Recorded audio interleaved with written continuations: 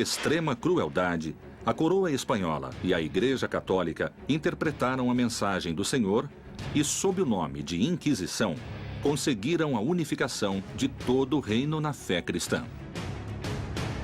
A única religião oficial permitida e autorizada era o cristianismo. Com fúria e muito sofrimento, os povos hereges foram expulsos de seus lares.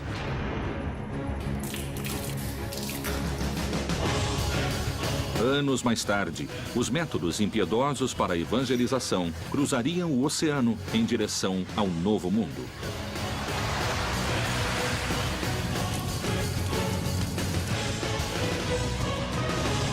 Um manuscrito secreto, lacrado pela fé e a serviço de um só Deus, continha uma ordem. Todos os bispos da América deverão se empenhar em combater e eliminar a maligna influência que pretende se instalar nessas terras.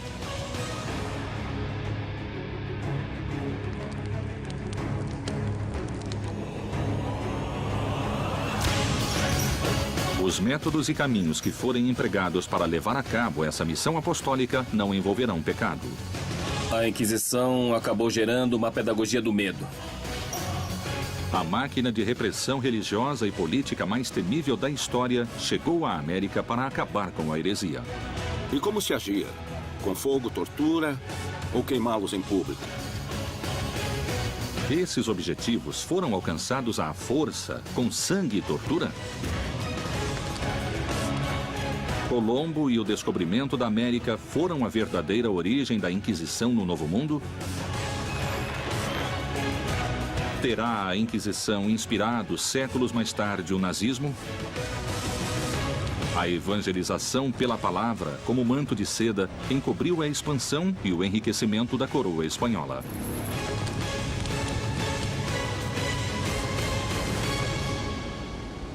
Inquisição na América Latina.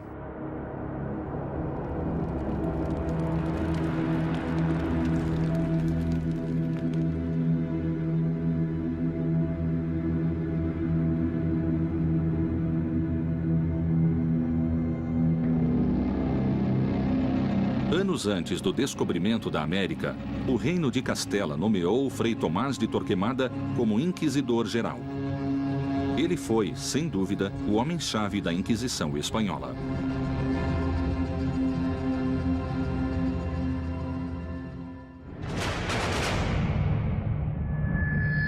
Torquemada foi o primeiro inquisidor.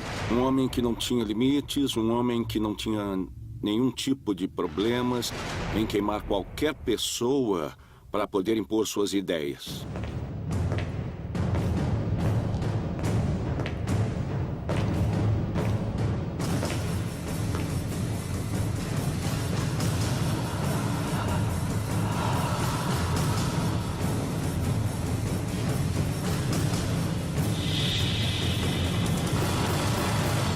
Torquemada, que era assessor dos reis, começou por dizer que nunca haveria unidade na Espanha, nem nos reinos, nem do povo. E por quê? Porque tinha de haver uma só religião.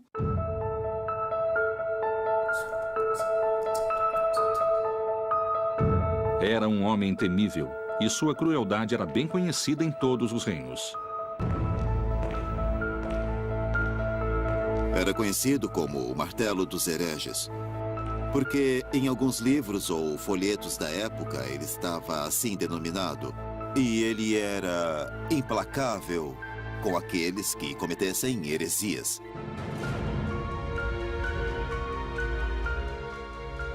A coroa estava decidida a unificar a fé em um reino onde havia múltiplas crenças.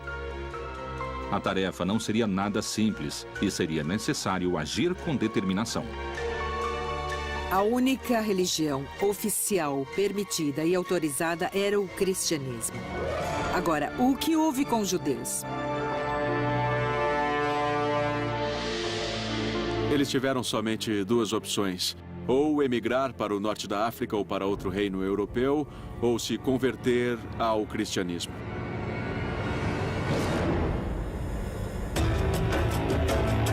Por Por mais de 1000 anos, muçulmanos e judeus tinham sido fiéis às suas religiões.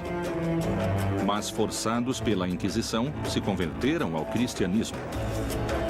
No entanto, continuaram fiéis a seus costumes e rituais clandestinamente. Eram cripto-judeus ou judaizantes, quer dizer, as escondidas continuavam praticando sua religião. Quem não se convertesse ao cristianismo seria expulso, teria de sair do reino. Foi o que aconteceu.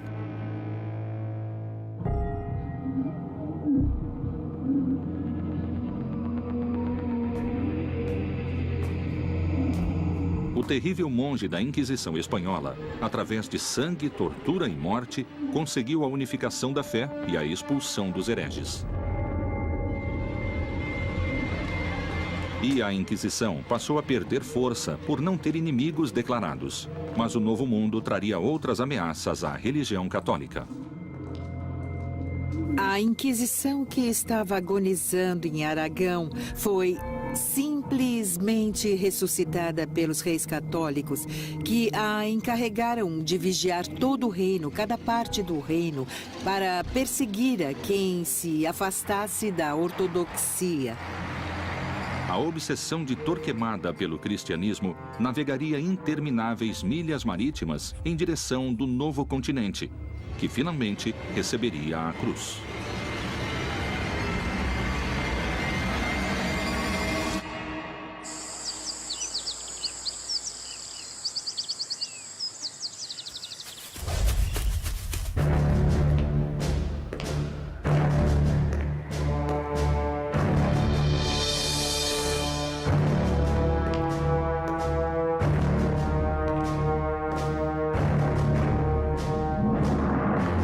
México, Lima e Cartagena de Índias foram as 3 cidades onde foram criados tribunais do Santo Ofício da Inquisição. As inquisições na América funcionaram de forma diferente, porque cada sociedade tinha ameaças diferentes. A sociedade mexicana, a sociedade limenha de Cartagena, essas sociedades que receberam o tribunal tinham ameaças e inimigos diferentes. Vamos lembrar que a justificativa da conquista do Novo Mundo se deu por sua evangelização. Então, as autoridades políticas costumavam colaborar com as autoridades eclesiásticas na repressão dos cultos andinos. As notícias provenientes da América falavam de uma terra próspera, abundante e selvagem.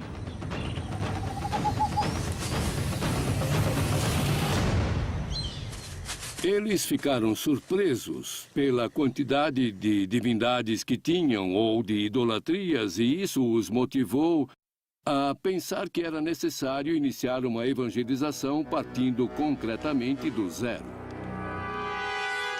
Os reis católicos ouviam histórias de nativos vivendo fora dos costumes cristãos e com cultos pagãos. Os nativos penduram peças de ouro em suas orelhas e seu nariz, e o que levam no pescoço fica se agitando e tinindo. Com os talos de uma cana de dureza inquebrantável, fazem suas flechas, mas não usam peitorais de couro. Esse parágrafo é como uma primeira foto da América. Índios pagãos com flechas que a Espanha devia evangelizar.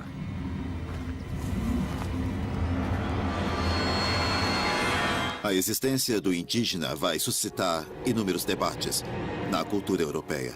Mas muito rapidamente, a ideia de protegê-los como menores de idade vai fazer com que a coroa europeia assuma a posição de evitar que cheguem à América, entende? Pessoas que possam contagiá-los, com ideias más ou atitudes más. Ao chegar aqui, se depararam com uma população totalmente diferente em raça, em costumes, em religião.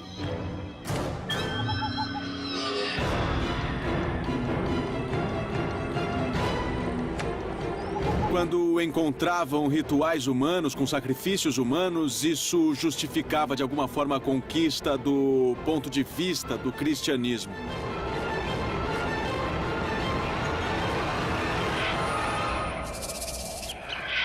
Os maias acreditavam em sacrifícios para agradar a seus deuses e evitar castigos.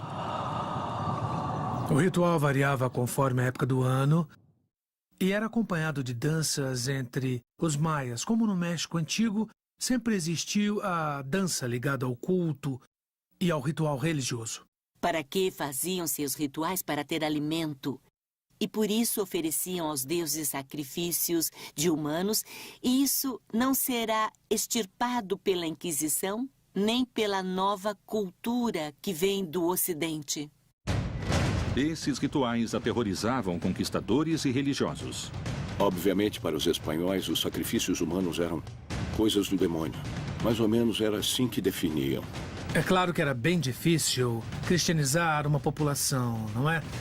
Indígena e com ritos e cultos tão ancestrais. E ainda mais em pouco tempo. A coroa espanhola havia aprendido a combater a heresia. Os mesmos métodos seriam trazidos ao Novo Mundo e o indígena finalmente teria sua cruz. A América nunca mais seria a mesma. Inquisição na América Latina.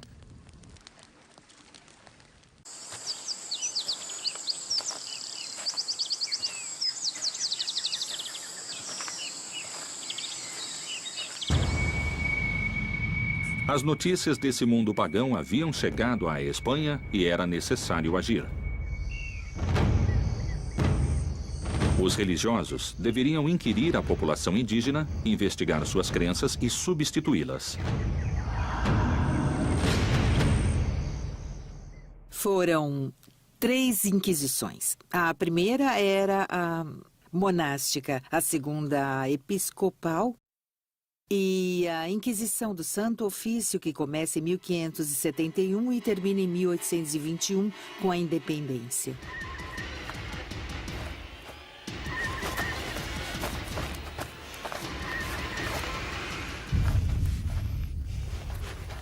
A Inquisição tinha uma dupla natureza. Por um lado, uma natureza política, para conquistar e ampliar os domínios da monarquia hispânica, e por outro, uma função espiritual religiosa para converter as almas indígenas ao cristianismo. A Inquisição episcopal começou com o primeiro arcebispo do México, Frei Juan de Zumárraga, e aí podemos falar no que foi uma verdadeira inquisição para índios. Ele chegou sem ser bispo.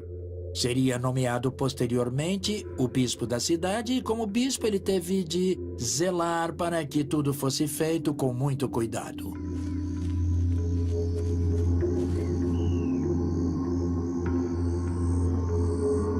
Eles eram obrigados a mudar certos comportamentos, certas práticas e principalmente a adotar as novas espanholas e cristãs, mas também era permitido que, se eles de repente errassem, porque não entendiam o evangelho, tivessem a possibilidade de voltar atrás no erro. No momento em que descobriram que eles supostamente estavam convertidos, mas que continuavam usando elementos que eram códices ou ídolos, nesse momento, os elementos se tornaram negativos e por isso deviam ser destruídos.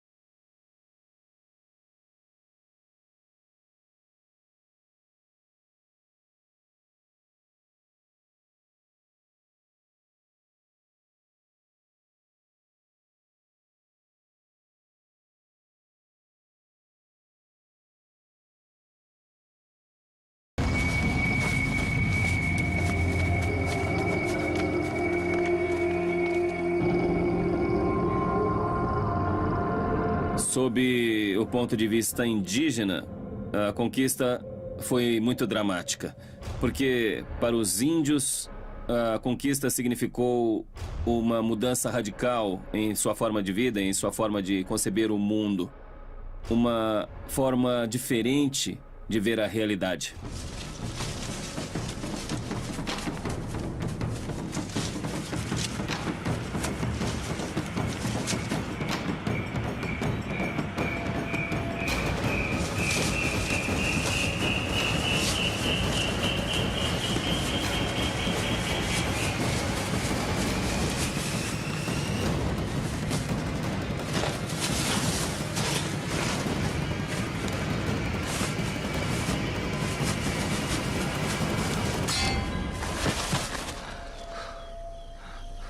E quando eles continuaram com suas práticas consideradas pagãs, então aí entraram os inquisidores.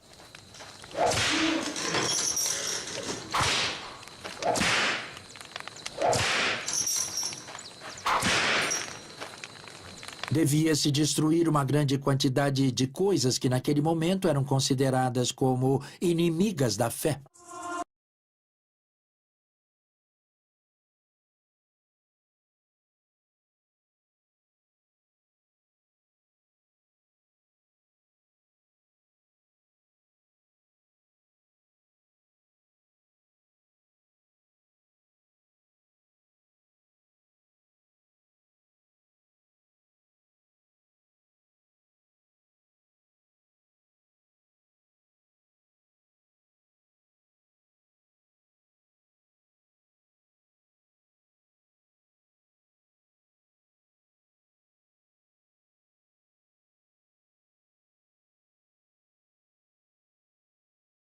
Que tinham sido utilizados para adoração aos deuses antigos, entre eles códices. Os princípios da Inquisição na América foram caracterizados por uma extrema brutalidade para com o habitante primitivo da terra. Finalmente, a coroa espanhola havia conseguido seu objetivo e cravado uma cruz no coração da América.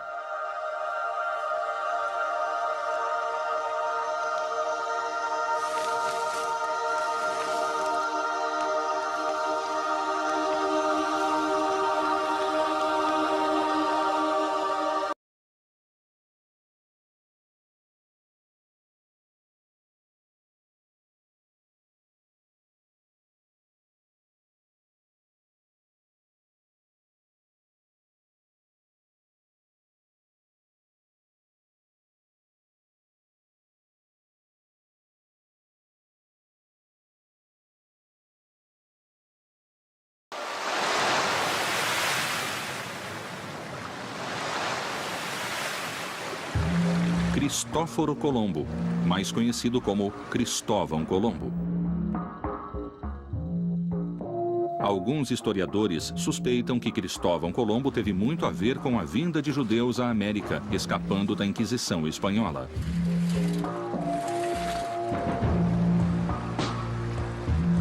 Colombo praticava secretamente o judaísmo?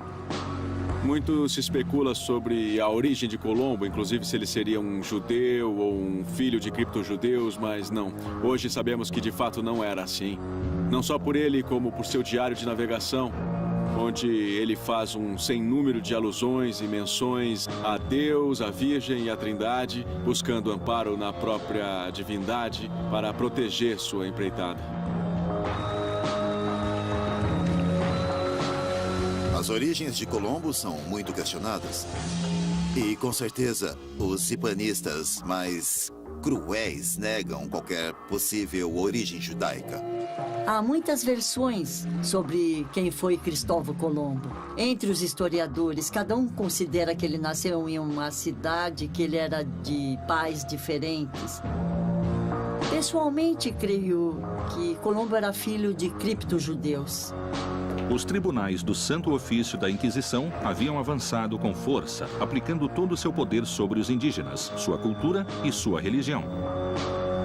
Mas um velho inimigo se instalava na América e ganhava forças: o judaísmo. Teria Cristóvão Colombo ajudado o povo judeu a escapar da Inquisição espanhola? No ano de 1492, já não tinha mais judeus na Espanha. Ou estavam convertidos ou tinham sido expulsos. Quer dizer que no momento em que Colombo empreende sua viagem, estava resolvida a questão dos judeus, foram embora ou se converteram. Em 3 de agosto de 1492, Cristóvão Colombo zarpou do Porto de Palos. Toda a sua tripulação esperava, já embarcada. O dia 10 de Ave caía no dia 2 de agosto, de acordo com o calendário judaico. Então, essa semana, como tradição, é de lamentações e não se pode empreender nada, nem nenhuma viagem. Por isso, ele saiu dia 3 de agosto e não 31 de julho, que era a data estipulada para a expulsão dos judeus.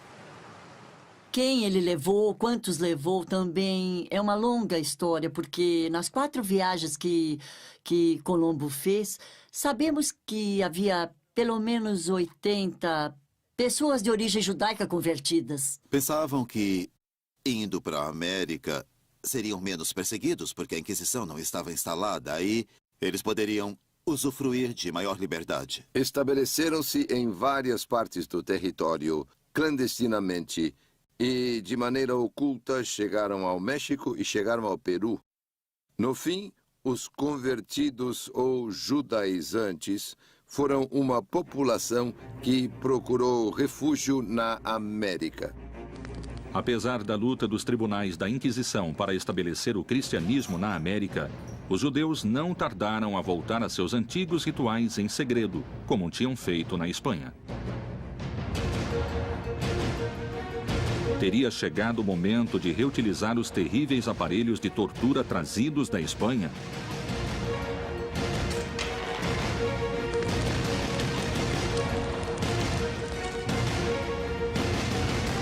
Inquisição na América Latina.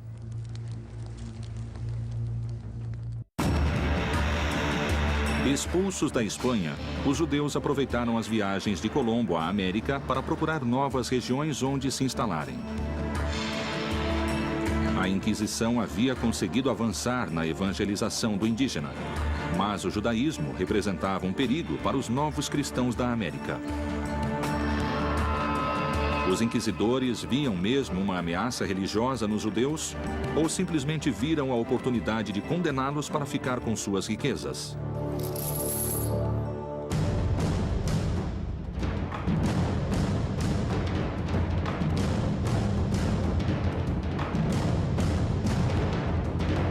Em 1569 e 1570 foram fundados 2 tribunais de Inquisição na América, o do México e o de Lima. Para impedir a contaminação da nova e frágil fé dos índios. Para impedir que os índios, que ainda eram muito ignorantes e inocentes, pudessem ser contaminados por ideias e crenças heterodoxas. Neles foi depositada a confiança de preservar a população americana da influência nefasta, como se achava, da heresia judaica que havia tomado tanta importância no curso do século XVI.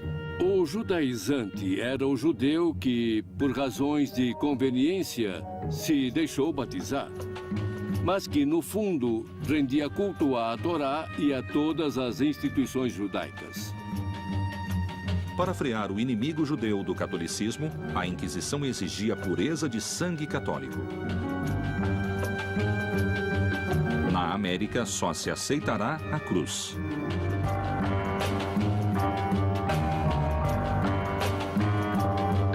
Para vir para a América, era necessário provar que havia pureza de sangue. No caso dos europeus que passassem para domínios espanhóis na América, era necessário ter autorização expressa. O certificado de limpeza de sangue era um documento que se pedia às pessoas para exercer certos cargos públicos ou mesmo para entrar nas melhores escolas ou universidades, onde a pessoa demonstrava que não tinha no sangue raízes judaicas nem muçulmanas. Então se faziam investigações genealógicas para provar que havia uma tradição de cristão puro. No entanto, muitos judeus tinham conseguido vir para a América e desenvolveram um grande poder econômico no Novo Mundo. O dinheiro dos hereges não tardaria a tentar a cobiça dos inquisidores. É certo que os funcionários espanhóis queriam muito vir como inquisidores a um desses tribunais, mas não ganhavam salário. Então, para manter a si e a sua família, deviam procurar trabalhar com quem tivesse patrimônio. E esses eram os judeus. Em 1590, por exemplo, temos o famosíssimo processo contra a família Carvajal. De origem judaica e vindo ao México como conquistador, Luís de Carvajal se tornou o poderoso governador de Monterrey. Ele e toda a sua família foram membros de uma seleta sociedade de prósperos comerciantes, mas apesar de sua posição social e riqueza, foram detidos sem maiores explicações.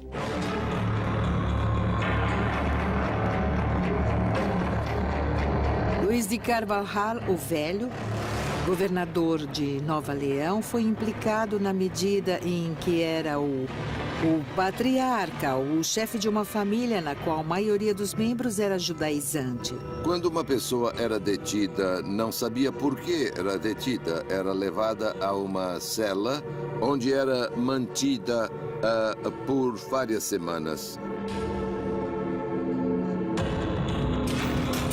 Foi perseguido, interrogado, foi acossado e julgado, porque se temia que ele também fosse judaizante, mas isso nunca foi comprovado. A família Carvajal se estabeleceu na cidade do México e no norte da Nova Espanha, em Torreón, até que foram denunciados e trazidos, a certa altura, à cidade do México para responder ao processo e, finalmente, foram acusados e processados. Luís de Carvajal, além de ser governador de Monterrey, foi um próspero comerciante. Os bens eram sistematicamente sequestrados pelo tribunal. Um dos maiores rendimentos que a Inquisição tinha era a partir do sequestro dos bens, quando se dava o início dos processos. Pois bem, quando uma pessoa era denunciada e a Inquisição tinha por bem começar um processo independente de a sentença considerar a pessoa culpada ou inocente, etc., procedia-se imediatamente ao sequestro dos bens da pessoa.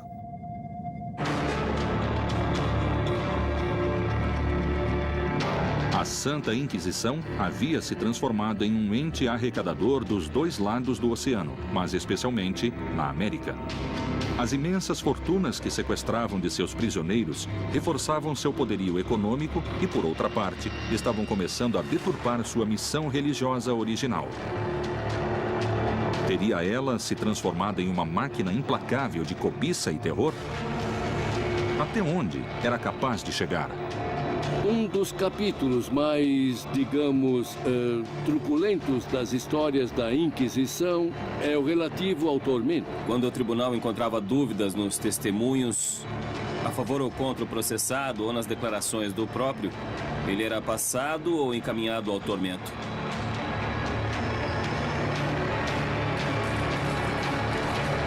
Eram feitos vários interrogatórios, eram colhidas várias declarações nas quais se podia recorrer à tortura.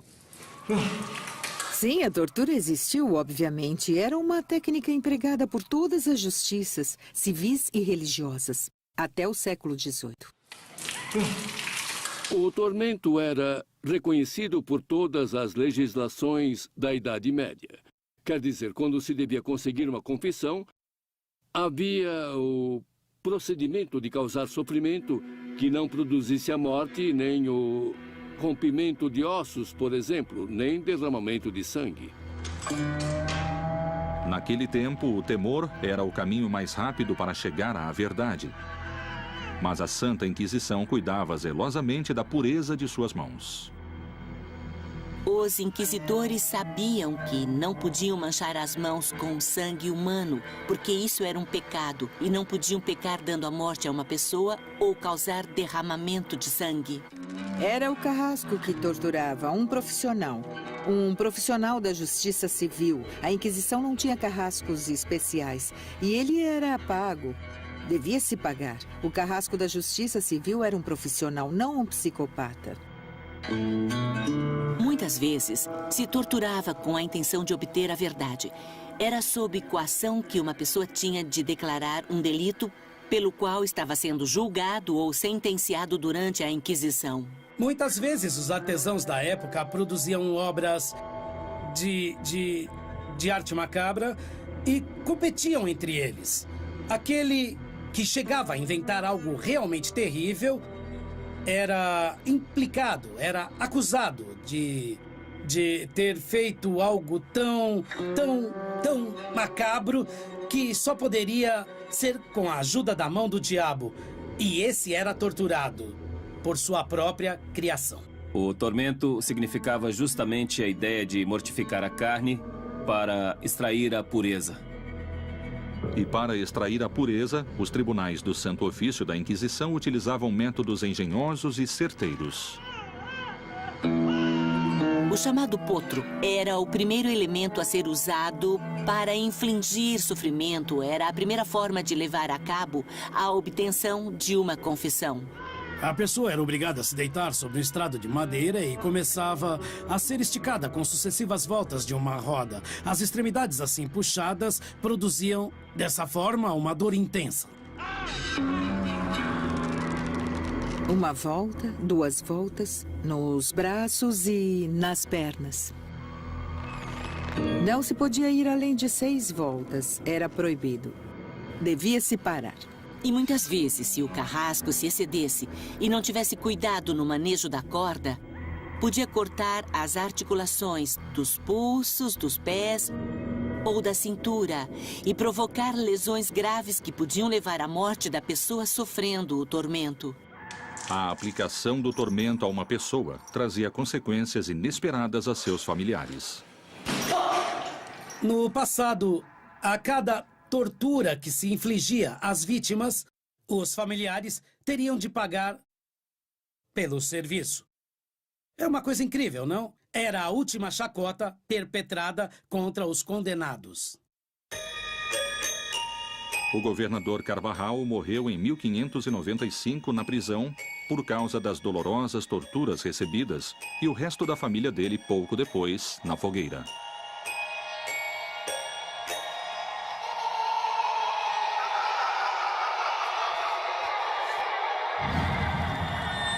O Santo Ofício havia acabado com a família judaizante mais poderosa do México.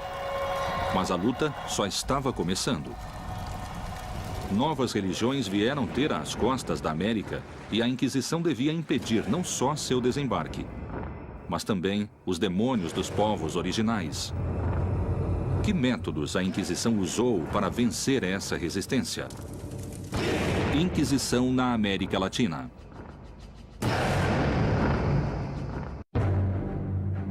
Enquanto no México a Inquisição se ocupava de impedir o judaísmo, outras religiões chegaram à costa do Peru pelo Oceano Pacífico.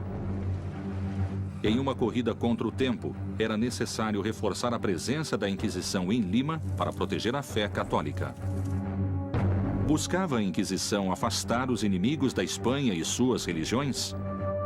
Temiam a perda do terreno religioso? Ou talvez a perda do território conquistado? Perigava a cruz ou o ouro?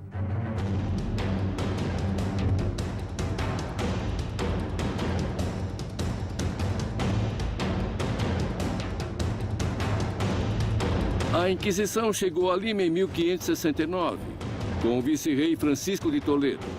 A Espanha o nomeou vice-rei e, nessa mesma data, constituiu o Tribunal de Lima. Museu do Congresso e da Inquisição. Reforçou-se a ideia de reprimir qualquer tentativa de prática religiosa alternativa. Perseguiram qualquer tipo de atitude propensa a ser luterana ou calvinista, porque eram as religiões do inimigo. Lima foi um dos territórios mais afastados da Espanha. Ter um controle e segurança sobre esse território foi um dos feitos mais difíceis para a Espanha. Através do comércio chegavam muitos barcos de várias bandeiras, mas principalmente piratas e corsários, marinheiros ingleses e holandeses, com religiões muito diferentes do cristianismo. Na época, o protestantismo estava ligado à pirataria, que assolava os domínios espanhóis, tanto na América, quanto na costa do Pacífico e do Atlântico, e como também em, como se diz, mar aberto. E a Inquisição mostrou sua completa energia e disposição para impedir que ele entrasse em território americano. Claramente havia uma relação duríssima com a Inquisição nos castigos que eram dados a esses estrangeiros residentes. O Tribunal da Inquisição de Lima, consciente do perigo, decidiu agir e castigar duramente luteranos e protestantes.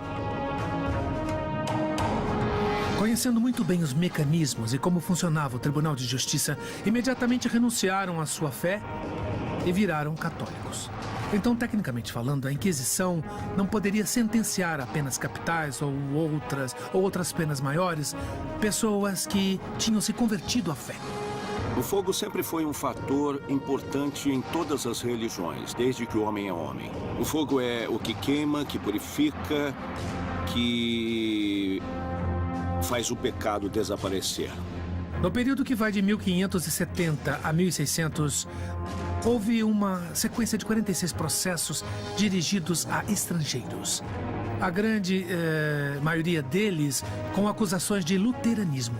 O primeiro processado foi um francês chamado Mateus Salado. Salado é a forma castelhana do que devia ser Salade, mas o nome que aparece é Mateus Salado.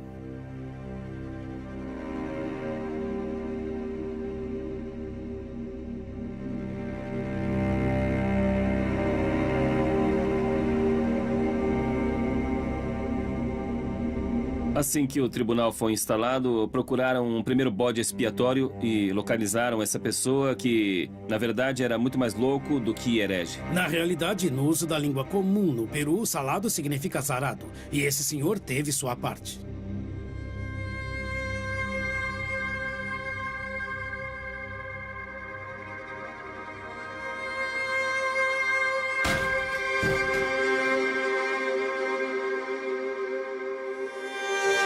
Era uma pessoa, um humilde marinheiro ou ex-marinheiro, com escassa formação em questões de teologia, e foi bastante fácil, não é?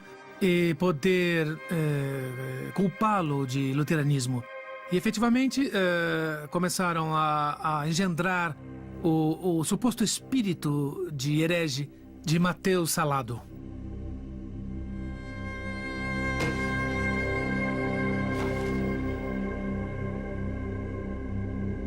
Disseram que ele era luterano, como os protestantes em geral, pelo fato dele ter feito declarações e afirmações contrárias aos dogmas católicos. Os blasfemos foram os principais réus do Tribunal da Inquisição. Pessoas de língua comprida que diziam frases ou palavras de algum agravo à doutrina católica.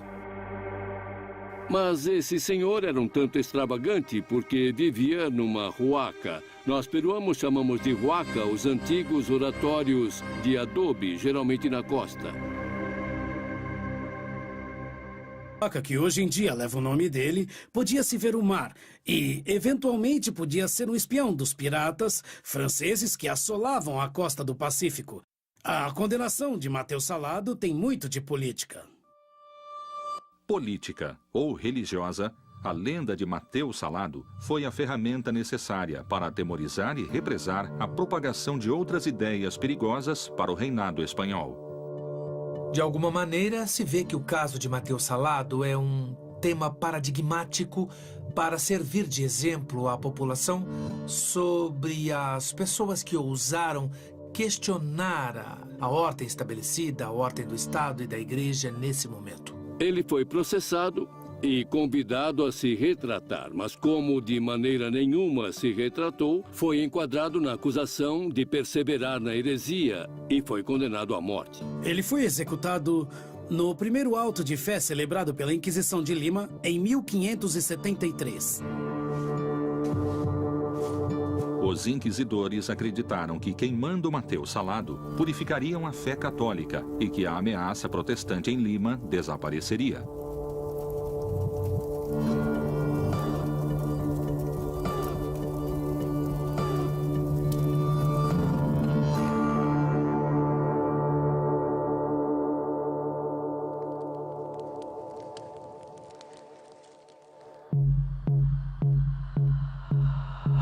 A Santa Inquisição havia agido com dureza no México sobre os indígenas e judeus, e em Lima sobre os protestantes.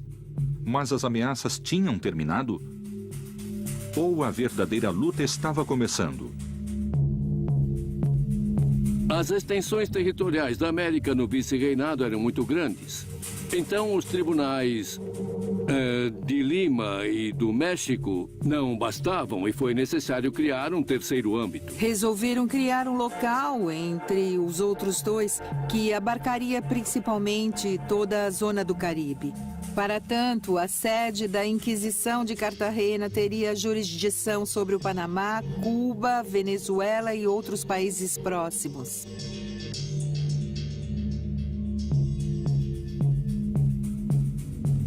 Em 1610, fundaram o Tribunal de Cartagena de Índias, no norte da Colômbia, na costa do Atlântico. Cartagena vai se converter na porta de entrada da população escrava destinada às minas de Antioquia. Cartagena era o principal porto negreiro da América, e aí o Santo Ofício tinha uma tarefa difícil. Escravos africanos, piratas e comerciantes europeus traziam crenças e costumes muito perigosos para o catolicismo.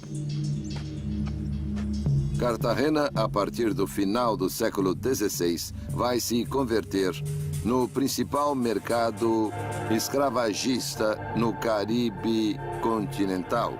Já a população africana, de diversas origens, vinha de áreas entre o Senegal e Angola e era muito numerosa. A chegada do africano a Cartagena trouxe novas crenças e costumes que a Inquisição tentaria perseguir.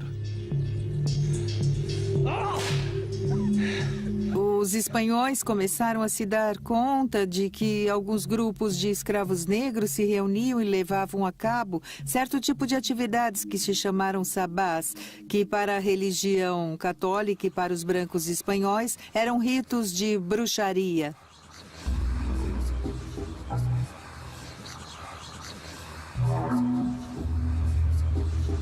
Os inquisidores sabiam muito claramente da persistência dentro das populações africanas já residentes em Cartagena de uma prática muito específica que seria geral a todos esses povos da África Ocidental, que era o culto aos mortos. Mas muito depressa as influências africanas chegariam aos espanhóis residentes em Cartagena. As mulheres espanholas de Cartagena encontraram nas mulheres africanas serviços e rituais mágicos na arte do bem-querer. Então a Inquisição aceitava esses novos conhecimentos ou os combateria com fogo e tortura? Paula de Aguiluz era uma mulher muito especial, muito singular. Ela foi comprada por Joan de Aguiluz. Joan de Aguiluz era uma figura muito interessante porque ele era o prefeito das minas de cobre na região de Santiago de Cuba, no oriente da ilha. Ela vai viver um processo particular de adoção de diferentes tradições mágicas e religiosas que vão fazer dela um personagem muito particular. Ela começou a realizar uma série de práticas de magia amorosa, em particular, qualificadas como feitiçaria. Ela foi acusada de fazer feitiços e malefícios para que seu amo fosse condescendente e carinhoso para com ela, para lhe dar presentes e tratá-la bem. Mas o problema é que a esposa dele ficou enciumada com essas preferências e afetos dele pela escrava. E ela, com outros vizinhos, seriam os primeiros a acusá-la de práticas de bruxaria. Inclusive, os inquisidores acreditavam em seus poderes, acreditavam em sua capacidade de cura, acreditavam nos poderes que ela havia acumulado e em seus conhecimentos para curar. De alguma maneira, ela se tornou médica, podemos dizer, de cabeceira do bispo da Catedral de Cartagena. Sua popularidade e sua influência foram tais em Cartagena que os inquisidores a interrogaram sem detê-la, independente de suas respostas. Ela conseguiu deixar o Santo Ofício com medo. Os inquisidores perguntaram: você tem alguma ligação com o demônio para fazer essas coisas que faz? E ela disse: não conheço esse diabo que estão me falando, nunca tratei com ele. Mas se vocês têm tanto medo dele, e se esse personagem é inimigo de vocês inquisidores, eu vou querer ser amiga dele porque me interessa muito ser amiga do inimigo de meus inimigos. A chegada dos tribunais de Inquisição na América e seu empenho religioso foi um marco divisório na fé de indígenas e espanhóis. A Santa Inquisição, em nome da fé, tinha açoitado com sua cruz os indígenas da América e só um milagre poderia aproximá-los a esse novo Deus trazido de tão longe.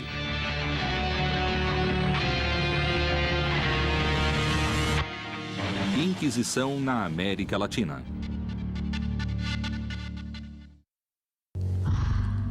A Inquisição havia arrasado o povo indígena, destruindo seus objetos de adoração. Como o índio açoitado se aproximaria de seus carrascos? Poderiam índios e brancos unir-se sob uma mesma religião? Já tinha terminado a conquista através da guerra e da primeira evangelização. No entanto, muitos indígenas se convertiam, talvez sem muito convencimento, até que em 1531, uma expressão de Deus em forma maternal mudou tudo. O sucesso histórico da evangelização do México tem como protagonistas a velha Espanha, a jovem América, o bispo inquisidor Frei Juan de Zumárraga e um índio chamado Juan Diego. Frei Juan de Zumárraga e Juan Diego vieram na mesma época. De fato, coube ao Frei Juan de Zumárraga acalmar um pouco a luta e também acalmar as adversidades, o descontentamento dos índios e, por outra parte, a ambição dos espanhóis. Juan Diego, um humilde indígena convertido ao cristianismo, seria testemunha de um feito sobrenatural. Juan Diego tomou o caminho da cidade do México e teve de passar pelo lado oeste do Cerro Tepeyac. De repente, em uma área abandonada, ele ouviu uma voz feminina falar com ele junto com um canto de pássaros e com um bom curioso, subiu ao alto da montanha e aí ele viu uma mulher e falou com ela com todo respeito em língua indígena. A curiosidade de Juan Diego o teria levado ao Cerro Tepeyac, onde os astecas haviam construído um santuário. É certo que naquele lugar, anos antes, havia construído um oratório à deusa Tonantzin, a mãezinha, como a chamavam os índios, mas era só isso. Depois de muitos anos, a mãezinha dos indígenas, essa jovem mulher, teria reaparecido. Seria a visão da antiga deusa do Cerro Tepeyac uma feliz coincidência para ajudar a evangelização dos astecas? Por outra parte, a aparência com que ela se apresenta era de Tecuatlaxupi, que significa a mãe de Deus por quem se vive. Os espanhóis, ao ouvirem língua nahuatl, Tecuatlaxupi, procuraram algo parecido foneticamente e usaram a palavra Guadalupe, que era uma população de perto de Cáceres, na Espanha. Fica a ideia de que a Virgem de Guadalupe poderia ser a mãe protetora dos indígenas, a quem se pode pedir favores e que intercede por eles ante o novo Deus para que aos poucos o aceitem como único Deus. Os astecas chamavam sua deusa feminina de Tonantzin, que significa Nossa Mãe. Os conquistadores retomaram esse nome porque lhes pareceu conveniente aos propósitos da fé católica, em cuja doutrina Maria é a mãe de toda a criação. Há deuses que são semelhantes ou a quem se dá o poder de fazer atividades iguais, e foi acontecendo uma combinação de rituais e de ritos para que, dessa maneira, surgisse uma convivência e uma aceitação da religião cristã por parte dos indígenas. Os astecas tinham várias deusas da terra e todas elas eram consideradas como a mãe do povo. Uma das deusas mais influentes era Coatlicue, a deusa que dava a vida e a morte, que era a guia do povo mexica. Os deuses eram representados de maneira antropomórfica, ou seja, eles continham elementos humanos e elementos animalescos e elementos próprios. Os espanhóis deram outro sentido à figura de Guadalupe, utilizando em sua vestimenta símbolos da dualidade da religião asteca. Coatlicue dava vida, mas também atirava. As duas faces da mãe dos mexicas foram representadas no vestido da Virgem de Guadalupe. O vermelho e o sol, que significam a vida, e o azul do manto e a lua, que assinalam a morte. Então toda essa simbiose se reflete no caráter dos deuses. Foi um processo longo, pelo qual até hoje podemos ver, mesmo pelo rosto das pessoas, a presença do indígena, de seus ritos e de suas formas de crença e cosmovisão. Tanto a Virgem Maria como Coatlicue tinham ficado grávidas de maneira milagrosa. As duas haviam parido o salvador de seu povo e, principalmente, as duas eram as protetoras de seus devotos. Após a aceitação por parte dos astecas dessa aparição, nasceu o culto à Virgem de Guadalupe, identidade do México e da América Latina. A Virgem de Guadalupe foi instaurada na Nova Espanha como um elemento de coesão para que os indígenas crescem na religião cristã, para que aceitassem e adotassem essa religião como sua e também como elemento que daria a eles identidade. O milagre da Virgem de Guadalupe uniria o espanhol e o índio sob uma mesma fé. Esse fato marca o começo da devoção a uma imagem católica por parte do índio americano. De alguma maneira, fica manifesto que essa imagem iria unir agora o indígena juntamente com o espanhol. Sem mais sacrifícios humanos. É por isso que Santa Maria de Guadalupe e Juan Diego tiveram um papel tão importante para a evangelização desta terra. A imagem de uma jovem mulher no Cerro Tepeyac havia conseguido então a união de dois mundos antagônicos.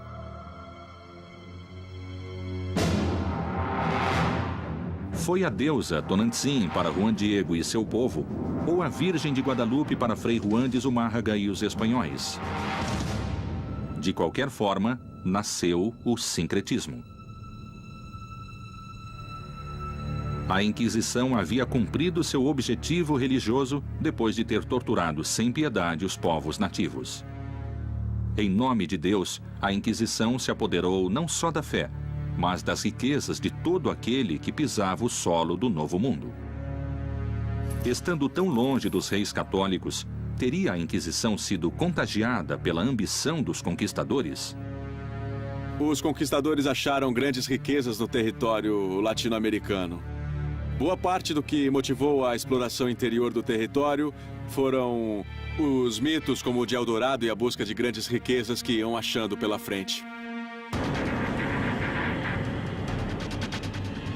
A Inquisição não é tema de fácil explicação, porque foi uma instituição surgida em outro mundo, na Europa, há muitos séculos, com objetivos religiosos e de imposição de uma religião dominante e também com motivos políticos, interesses sociais, de expansão de territórios. Enfim, era uma instituição complexa. Qual era a verdadeira missão do Santo Ofício na América? Proteger e expandir a religião?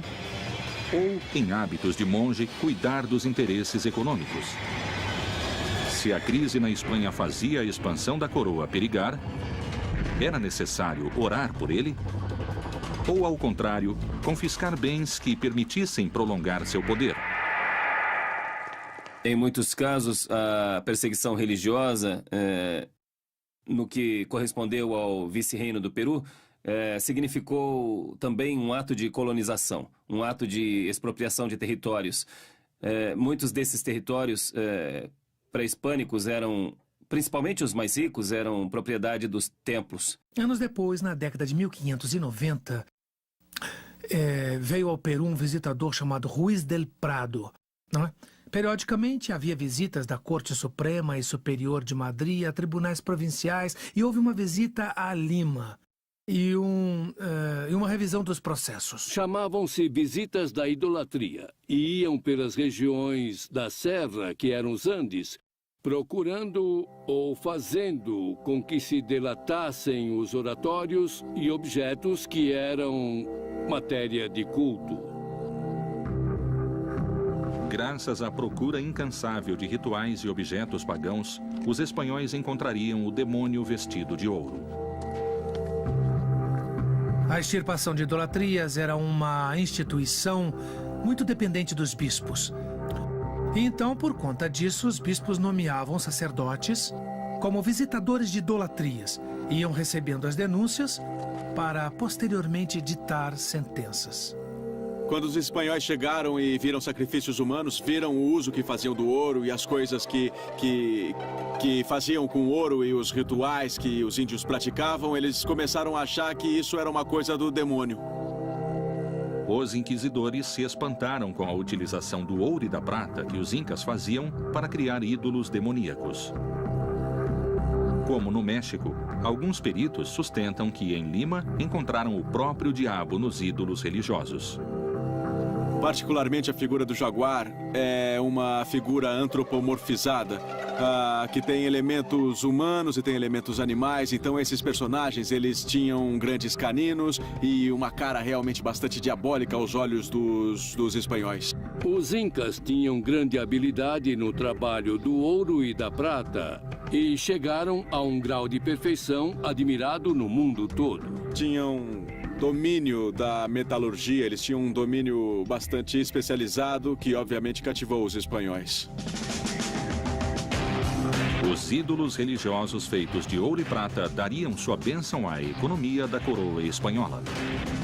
Dentro de seu processo de cristianização, eles permitiam-se tomar ou recolher todos esses objetos e fundi-los e convertê-los em riqueza, ou o que era riqueza para os espanhóis. Isso foi depois objeto do primeiro saque que se deu em Cusco. Em Cusco se usou muito ouro e prata para máscaras cerimoniais ou para objetos do templo de Coricancha, que foi justamente o principal templo de Cusco. Os testemunhos espanhóis recolhidos nas crônicas, eles nos falam sobre o que era um templo finamente decorado em ouro, em prata, não?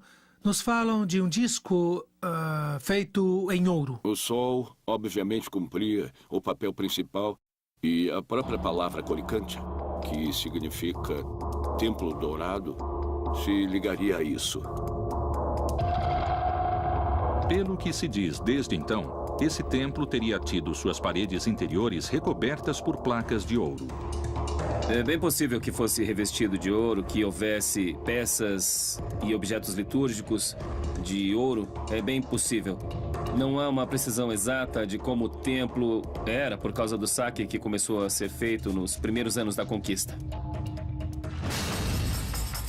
Os tribunais do Santo Ofício da Inquisição haviam chegado a estas terras em uma missão religiosa e espiritual. Pôde o crescimento comercial de Cartagena ter desviado o novo tribunal da Inquisição de sua luta contra a heresia? O peso do ouro conseguiu derrubar a filosofia de Torquemada? Teria sido a Inquisição finalmente derrotada? Inquisição na América Latina. Se no começo os tribunais do Santo Ofício da Inquisição quiseram proteger a pureza da fé, teria o crescimento comercial de Cartagena obrigado os inquisidores a reforçar sua luta contra a heresia? E os ricos comerciantes judeus conseguiram impor sua religião e desalojar a Inquisição? De fato, sabemos como funcionava uma sinagoga, podemos chamar assim. Basicamente na casa de um comerciante português, onde a comunidade judaica convertida se reunia para fazer celebrações. Era tão grande o poder que esses comerciantes tinham que impediu muitas vezes que os inquisidores pudessem agir contra eles. O tribunal permitia a presença de judeus portugueses convertidos que tinham suas casas comerciais em Cartagena. Apesar de serem hereges e terem suas práticas contra a fé, ao mesmo tempo eram os comerciantes que traziam a mão de obra escrava para explorar o ouro, no caso específico do contexto colombiano. Dada a enorme riqueza obtida pela crescente indústria do ouro e pela mão de obra africana trazida pelos comerciantes judeus, teriam os judaizantes tentado subornar os inquisidores para comerciar livremente em Cartagena? Ao contrário, os inquisidores elaboraram estratégias de sedução, de aliança, de proximidade com os judaizantes, para receber deles benefícios, favores e dinheiro dados a eles por baixo do pano para parar suas investigações, para passar informações que podiam preveni-los quando o tribunal ia agir contra eles. Nesse momento, os inquisidores de Cartagena foram muito prudentes em não julgar os grandes comerciantes negreiros, fossem eles judeus ou judaizantes, como eram chamados, fossem eles protestantes, porque eram eles que traziam mão de obra para a exploração do ouro. O comércio e as riquezas em Cartagena cresceram notavelmente com a ajuda dos inquisidores. Bem longe dali, na cidade de Lima, os judeus se tornaram rapidamente mais ricos e poderosos. E na mesma escala, cresciam as práticas judaizantes e a oposição a eles. Eles se tornaram um setor poderoso e influente na sociedade colonial, que gerou muita rivalidade com comerciantes de origem sevilhana e também com líderes da igreja dentro da educação superior. O problema com a população judia é que era uma população de mesmo nível social, que era às vezes economicamente mais poderosa. Então aconteciam enormes conflitos e era preciso agir. E como se agia? Com fogo, tortura, ou queimá-los em público. Os comerciantes judeus eram praticamente os donos do comércio em Lima, ao mesmo tempo em que a economia na Espanha ficava cada vez mais fraca. Os judeus tinham poder no âmbito comercial antes de serem expulsos da Espanha. A Espanha estava vivendo uma crise econômica e reduziu os recursos para os trabalhos do tribunal. E, nesse sentido, os membros do tribunal tinham de pensar em obter dinheiro para continuar seu trabalho. O Santo Ofício começou a vigiar os judeus por seu crescimento. A Inquisição havia detectado um plano secreto. Em Lima, no ano de 1635, houve um processo que se chamou a Grande Cumplicidade. A Grande Cumplicidade foi um processo descoberto pela Igreja Católica, no qual um grupo de portugueses de origem judaica propunha justamente a independência do país, apoiando-se na frota holandesa. E certamente uma conspiração da comunidade judaica para apoderar-se do comércio do vice-reinado do Peru teria consequências políticas nefastas para a Espanha. Do ponto de vista do domínio do vice-reino, com certeza. Para frustrar os planos da Grande Cumplicidade, cerca de 300 pessoas foram detidas e interrogadas pelo Tribunal da Inquisição. Teria acabado a ameaça para o Santo Ofício de Lima? E a Inquisição teria apenas interesse religioso em deter os judaizantes dessa cumplicidade? Ou terá existido uma motivação econômica? Podemos dizer que a Inquisição também tinha outros interesses. E esses interesses, obviamente, eram monetários. Contra comerciantes judeus que tinham patrimônio, foram feitos todo tipo de confisco do capital, do dinheiro, das mercadorias que eles possuíam. Ou seja, foram retidas suas principais fontes de recursos. Mas chegou a haver tal quantidade de processados e detidos que tiveram de aumentar o número de celas da Inquisição. Tiveram de multiplicar, alugar casas vizinhas para poder deter todos os processados e todos os suspeitos de delito de ser judaizante.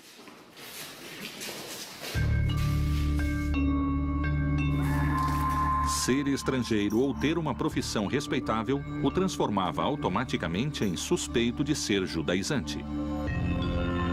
Dizer português no século XVI era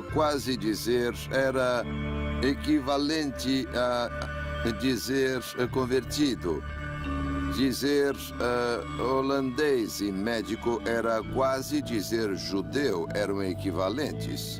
Foram presas várias pessoas, desde o reitor da Universidade de São Marcos até muitos médicos, professores, clérigos, muitos comerciantes, todos eles envolvidos na grande conspiração contra o Império Espanhol. Pouco a pouco, a Inquisição foi caindo em excessos, porque, entre outras coisas, requisitavam os bens dos réus e passavam às mãos do tribunal.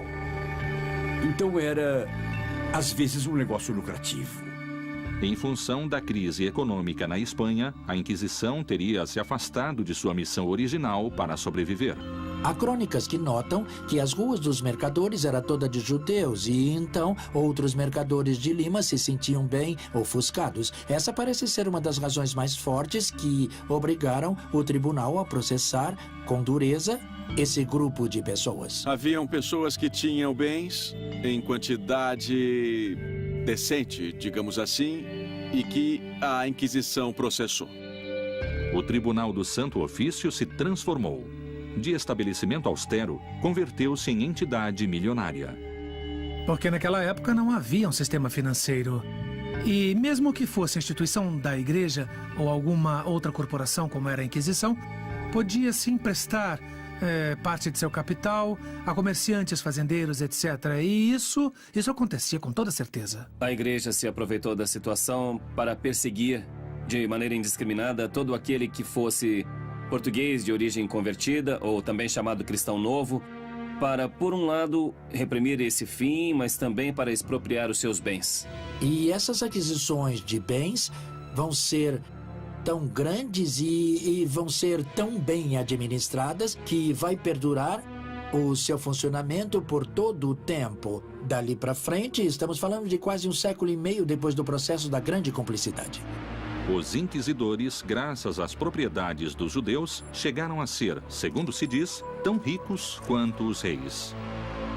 A Inquisição considerou os judeus como seus inimigos e séculos mais tarde o nazismo adotaria esses mesmos conceitos. Teria sido esta parte da história a semente do antissemitismo mundial? Teria a Santa Inquisição inspirado Hitler e o nazismo? Inquisição na América Latina. O Santo Ofício da Inquisição buscou se expandir em várias regiões da América e assim evitar que o judaísmo se instalasse. Terá sido esta parte da história o reflexo de um terrível e sangrento fanatismo religioso? Ou terá sido a semente do antissemitismo mundial?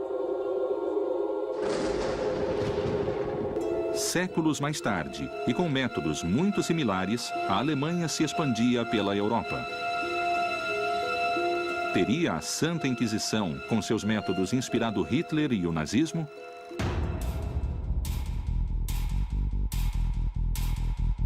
Os judeus representaram um inimigo tanto para a fé católica quanto para a economia da monarquia. Não só foi um perigo pela introdução e pela difusão da religião hebraica, como também pelo poder econômico que concentrava. 500 anos mais tarde, Hitler retomou essas ideias e todo o nazismo, porque não podemos pensar em Hitler sozinho. Nunca houve um senhor que convenceu os demais a fazerem as coisas. Sempre há uma cabeça. Ao longo da história, começam a aparecer notáveis coincidências entre o nazismo e a Inquisição. O nazismo perseguiu os judeus e outros dissidentes por sua raça. Ou seja, a Espanha queria um povo de sangue puro, castiço e cristão puro.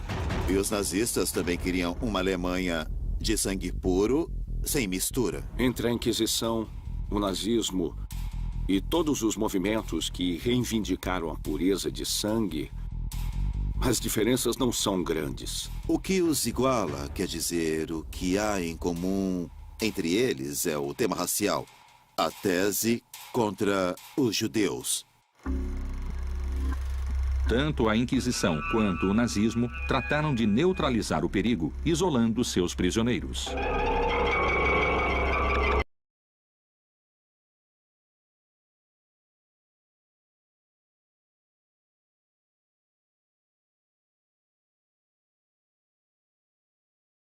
De idolatria, ou de serem pessoas importantes das idolatrias. Aí os padres jesuítas administravam esse colégio e se encarregavam de um trabalho exaustivo com eles. Era praticamente um centro de reclusão.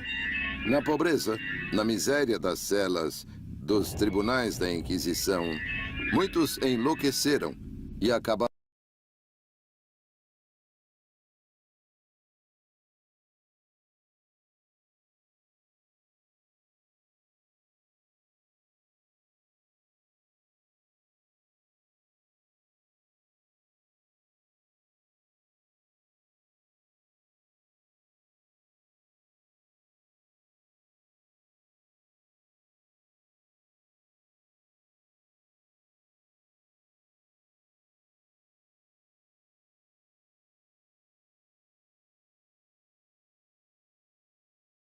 Jovens desocupados se uniram às tropas de assalto nazista, que tomavam as ruas, agrediam e denunciavam os oponentes do regime. A Inquisição gerou uma pedagogia do medo em todo o mundo hispano-americano. E a delação foi uma dessas armas. Tanto a Santa Inquisição como o nazismo sabiam que o medo lhes traria uma importante quantidade de colaboradores. Durante a época do vice-reino, a Inquisição se serviu de um sistema que se chamou os Familiares do Santo Ofício. Era um sistema muito organizado e muito formal, onde indivíduos de vários grupos sociais apoiavam a Inquisição e traziam declarações, testemunhos ou gravavam acusações. E não era só isso, mas também diziam que para salvar a sua alma, qualquer pessoa devia ir à Inquisição e delatar a si mesma. E mais, todos os inquisidores, todos os comissários, todos os familiares teriam uma recompensa espiritual. Colaborar com a Inquisição garantia recompensas tanto no céu quanto na terra. Se fossem familiares ou tivessem qualquer cargo na Inquisição, não iriam ao purgatório nem ao inferno, mas diretamente para o céu. O benefício dos familiares era que, quando alguém fosse processado, esses senhores se converteriam em donos de todos os bens dos processados. Esse familiar teria direito entre 5% e 25% dos bens daquela pessoa que era considerada culpada. Vamos imaginar a possibilidade de ficar com metade do que o outro tem simplesmente por ir anonimamente e contar a alguém uma coisa que supostamente viu por uma janela no escuro. Era um belo negócio.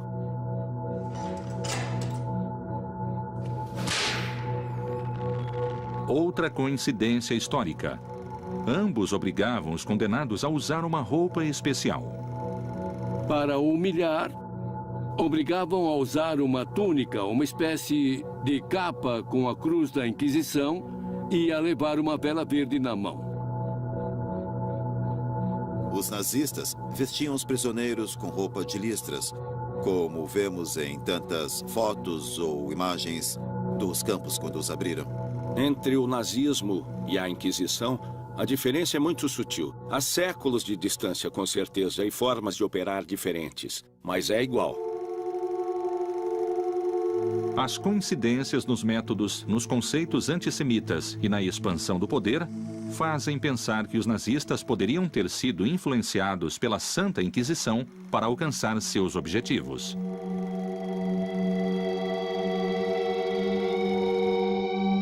Após sua passagem para a América e a cristianização do indígena, 5 séculos mais tarde a Igreja Católica pediria perdão. Quais foram os ensinamentos e as consequências da Inquisição nestas terras? A Inquisição, com certeza, conta em sua história com grandes injustiças e excessos. É impossível negar. Nos últimos anos, João Paulo II emitiu uma mensagem na qual pedia perdão pelos famosos chamados pecados da Igreja, entre os quais incluía as perseguições pela Inquisição. Após 500 anos do descobrimento da América, a Igreja Católica realizaria o maior exame de consciência de toda a sua história. O Papa reconheceu que houve abusos, reconheceu que houve faltas de compromisso, reconheceu que houve omissões, mas não por parte de todos. No entanto, deve-se reconhecer. E sugeriu a criação de uma comissão para estudar profundamente quais foram esses erros. Quais foram os abusos ou omissões no passado para que não voltem a acontecer e para que a Igreja possa se sentir também orgulhosa e digna do que é. Não só retificar, mas pedir perdão pelos excessos e equívocos históricos que foram cometidos. O olhar atual da Igreja sobre a Inquisição na América está situado em um passado com valores sociais próprios de outras épocas. É certo que, com a perspectiva do século XXI, hoje existe a noção de direitos humanos. Ninguém pode ser perseguido por suas ideias e crenças, mas não era assim na época moderna, nem na Idade Média, quando pertencer à comunidade da Igreja era o que dava sentido à pessoa, ao indivíduo. Era parte da realidade a obrigação de permanecer fiel a um credo, que era o credo católico. Deve-se compreender que era outro momento da história. Surpreendentemente, a Santa Inquisição no México era percebida naqueles anos com um significado muito diferente do atual. Nos 3 séculos de vice-reinado, não houve um só levante popular contra a Inquisição. Quer dizer que as pessoas aceitavam que a Inquisição existisse. Era parte da realidade. Mas o conformismo social, calar-se, calar a pessoa, isso sim é muito mexicano. Não discordar abertamente, evitar o enfrentamento, preferir ficar quieto. Nunca se sabe. Assim foi com a Inquisição no México. O povo nunca se rebelou contra a Inquisição, nem na Europa, nem aqui. Possivelmente, muitas das tarefas levadas a cabo pela Inquisição tenham passado despercebidas pelo povo da Nova Espanha. As pessoas, talvez acostumadas ao temor, só se preocupavam pelo que pensariam os outros, não com a própria consciência. Quando se lêem jornais ou fatos de destaque da Nova Espanha, se vê neste dia foi justiçado um espanhol. Pouco a pouco, a decadência política da Inquisição no Velho Mundo traria mudanças.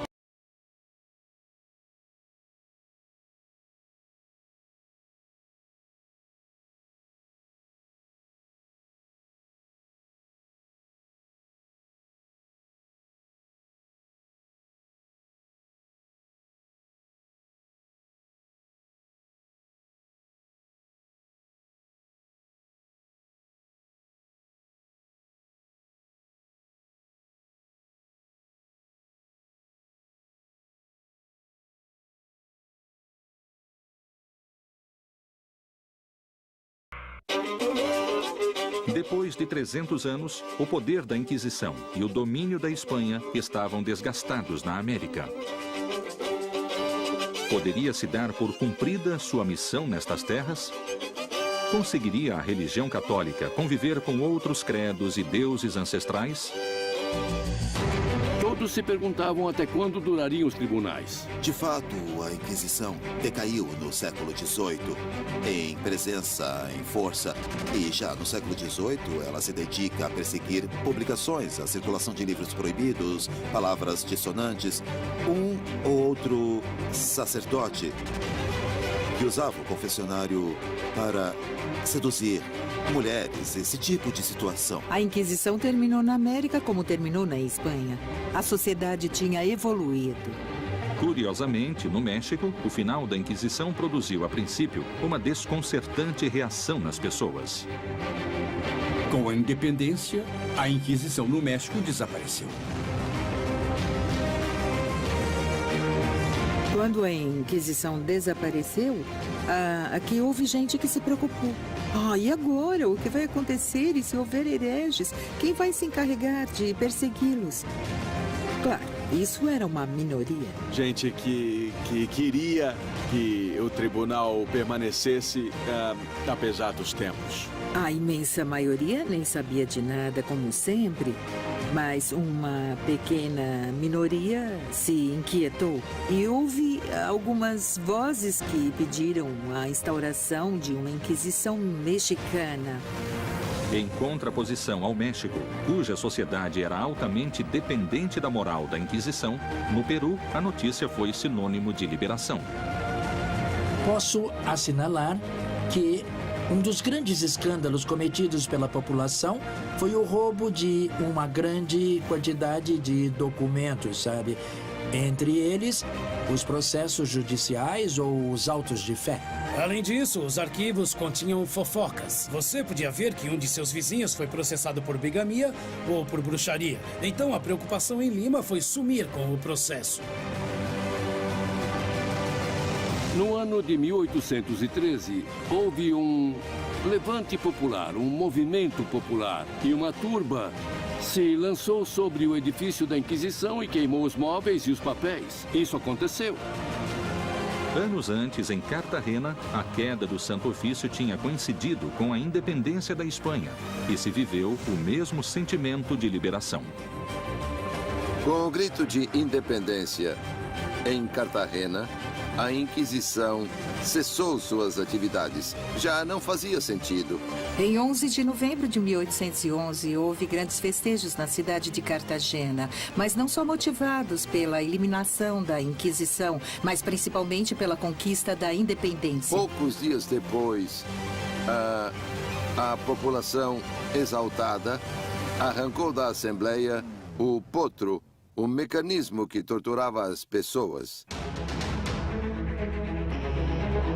Esse mecanismo de tortura representava a mais intensa repulsa na população e, no centro da praça, o queimaram. O povo se dirigiu ao átrio da catedral, onde se achavam todas as tabuletas que continham os nomes dos réus condenados ao longo de 200 anos e as destruíram por completo. Os tribunais do Santo Ofício estavam esvaziados para sempre e seus elementos de tortura foram destruídos. Paradoxalmente, a Inquisição desaparecia, mas tinha alcançado seu objetivo de cristianizar a América. A Inquisição foi talvez a única instituição do vice-reino que cumpriu seus objetivos, que era manter a pureza cristã na América. A aceitação da fé católica foi global em toda a América Hispânica, isso podemos afirmar. O catolicismo se expandia na América.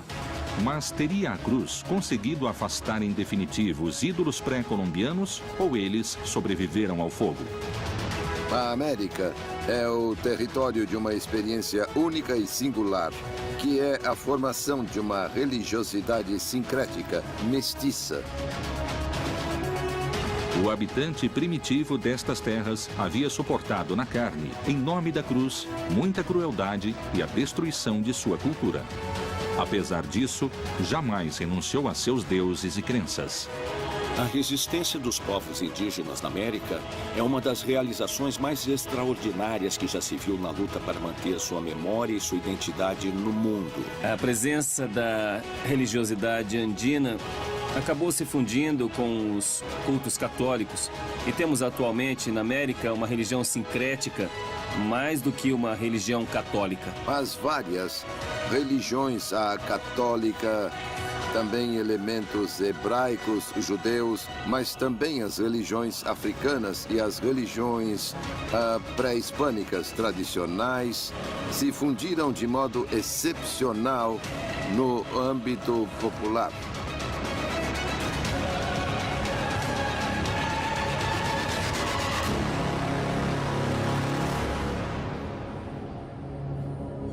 Vamos pensar que foram 400 anos nos quais essas populações mantiveram sua memória e sua identidade e continuam a mantê-las.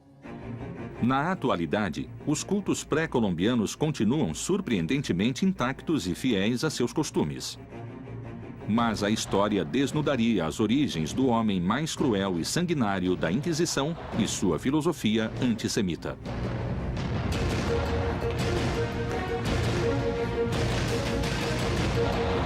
Torquemada foi o primeiro inquisidor. Sua origem era de uma família judia convertida há muitos anos. Frei Tomás de Torquemada, o martelo dos hereges, se encarregou de queimar os escritos e tudo o que revelasse sua origem judaica, até os pertencentes à sua avó, uma judia convertida. Torquemada considerava sua ascendência hebraica uma mancha que o envergonhava. Seu repúdio a tudo o que não fosse católico não acabaria em seu túmulo e seria transmitido a estas terras.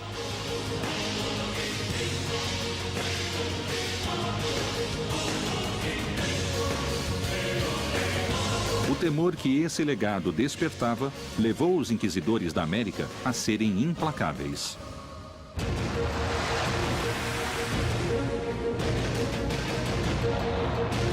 Os povos originários da América foram testemunhas da chegada do homem branco e sua cruz. Uma única religião seria permitida no Novo Mundo. À força, com sangue, tortura e morte, o catolicismo se havia instalado para sempre. A cruz havia sido cravada com firmeza no Novo Mundo. Não se trata mesmo de se justificar, mas de reconhecer que se equivocaram, que deviam ter ficado mais perto do Evangelho. Até hoje, se cita um velho dito popular daquela época. Ninguém escapa do tribunal da Inquisição. Até morto, ele o castigará.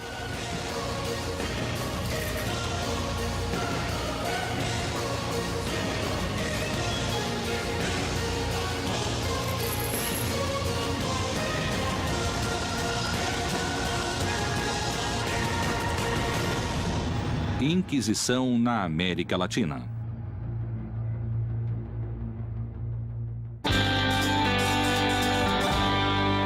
De protegê-los como menores de idade, vai fazer com que a coroa europeia assuma a posição de evitar que cheguem à América, entende? Pessoas que possam contagiá-los, com ideias más ou atitudes más. Ao chegar aqui, se depararam com uma população totalmente diferente em raça, em costumes, em religião.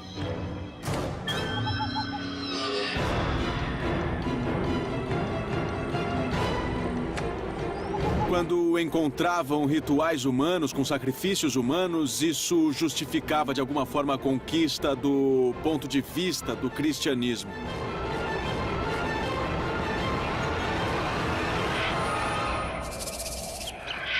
Os maias acreditavam em sacrifícios para agradar a seus deuses e evitar castigos.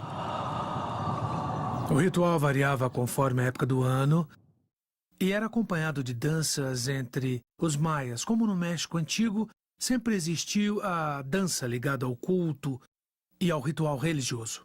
Para que faziam seus rituais? Para ter alimento. E por isso ofereciam aos deuses sacrifícios de humanos, e isso não será extirpado pela Inquisição, nem pela nova cultura que vem do Ocidente. Esses rituais aterrorizavam conquistadores e religiosos. Obviamente, para os espanhóis, os sacrifícios humanos eram coisas do demônio. Mais ou menos era assim que definiam. É claro que era bem difícil cristianizar uma população, não é?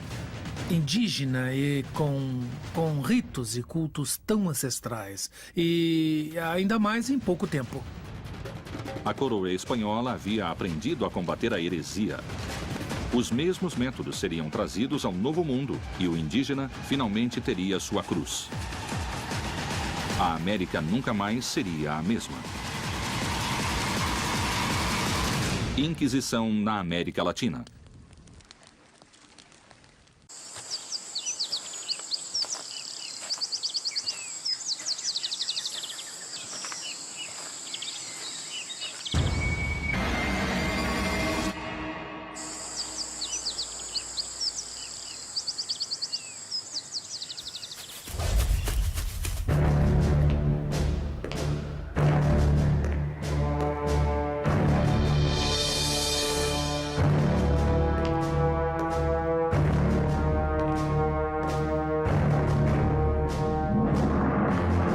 México, Lima e Cartagena de Índias foram as 3 cidades onde foram criados tribunais do Santo Ofício da Inquisição.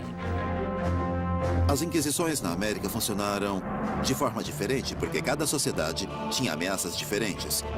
A sociedade mexicana, a sociedade limenha de Cartagena, essas sociedades que receberam o tribunal tinham ameaças e inimigos diferentes. Vamos lembrar que a justificativa da conquista do Novo Mundo se deu por sua evangelização. Então, as autoridades políticas costumavam colaborar com as autoridades eclesiásticas na repressão dos cultos andinos. As notícias provenientes da América falavam de uma terra próspera, abundante e selvagem.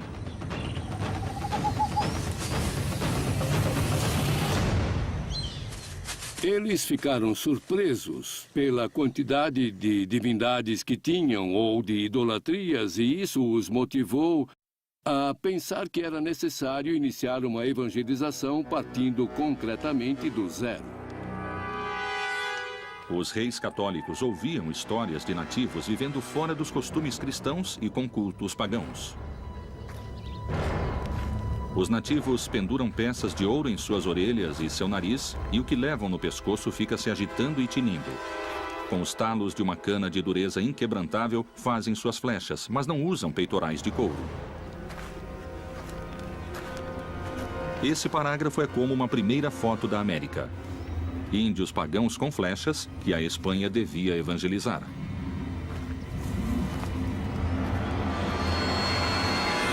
A existência do indígena vai suscitar inúmeros debates na cultura europeia, mas muito rapidamente a ideia... A coroa estava decidida a unificar a fé em um reino onde havia múltiplas crenças. A tarefa não seria nada simples e seria necessário agir com determinação. A única religião oficial, permitida e autorizada era o cristianismo. Agora, o que houve com os judeus? Eles tiveram somente 2 opções.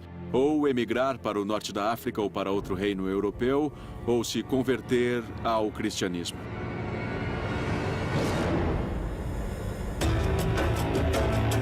Por mais de 1000 anos, muçulmanos e judeus tinham sido fiéis às suas religiões. Mas, forçados pela Inquisição, se converteram ao cristianismo. No entanto, continuaram fiéis a seus costumes e rituais clandestinamente. Eram cripto-judeus ou judaizantes, quer dizer, as escondidas continuavam praticando sua religião. Quem não se convertesse ao cristianismo seria expulso, teria de sair do reino. Foi o que aconteceu.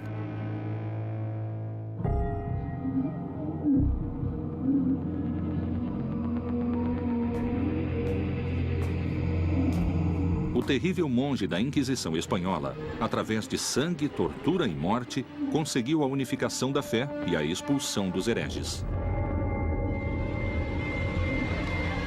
E a Inquisição passou a perder força por não ter inimigos declarados.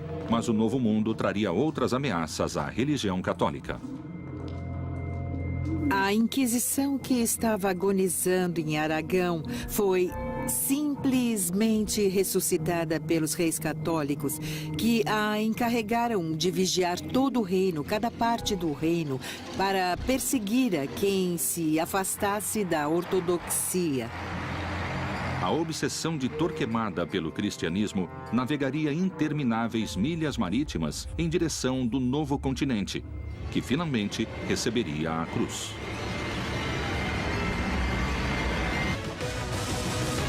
A evangelização pela palavra, como manto de seda, encobriu a expansão e o enriquecimento da coroa espanhola.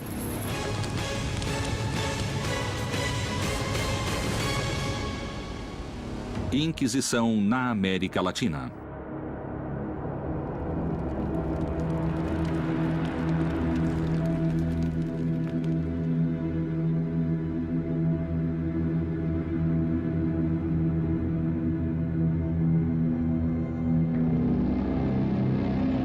Anos antes do descobrimento da América, o Reino de Castela nomeou Frei Tomás de Torquemada como inquisidor geral. Ele foi, sem dúvida, o homem-chave da Inquisição espanhola.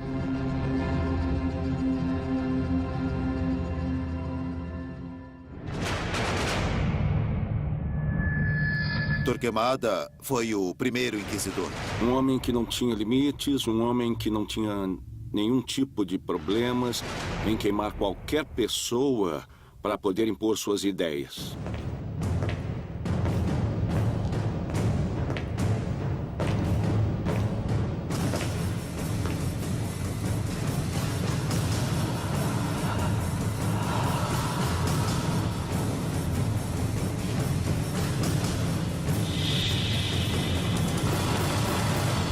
Torquemada, que era assessor dos reis, começou por dizer que nunca haveria unidade na Espanha, nem nos reinos, nem do povo. E por quê? Porque tinha de haver uma só religião.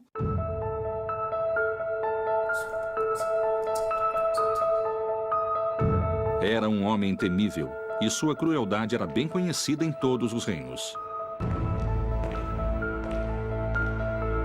Era conhecido como o Martelo dos Hereges, porque em alguns livros ou folhetos da época ele estava assim denominado. E ele era implacável com aqueles que cometessem heresias.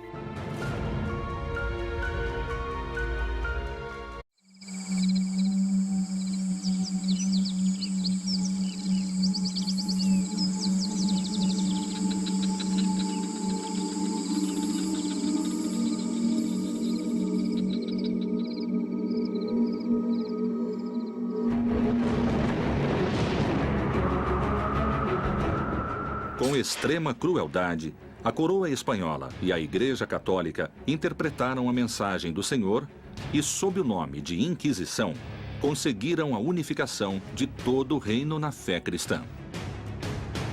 A única religião oficial permitida e autorizada era o cristianismo. Com fúria e muito sofrimento, os povos hereges foram expulsos de seus lares.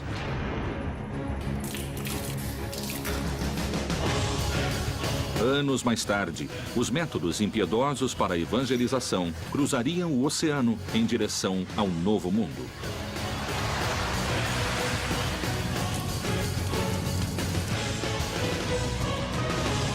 Um manuscrito secreto, lacrado pela fé e a serviço de um só Deus, continha uma ordem.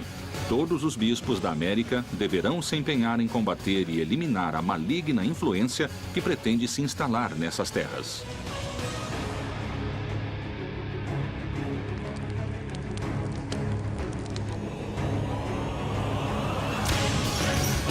Os métodos e caminhos que forem empregados para levar a cabo essa missão apostólica não envolverão pecado. A Inquisição acabou gerando uma pedagogia do medo. A máquina de repressão religiosa e política mais temível da história chegou à América para acabar com a heresia. E como se agia? Com fogo, tortura ou queimá-los em público? Esses objetivos foram alcançados à força, com sangue e tortura? Colombo e o descobrimento da América foram a verdadeira origem da Inquisição no Novo Mundo? Terá a Inquisição inspirado séculos mais tarde o nazismo?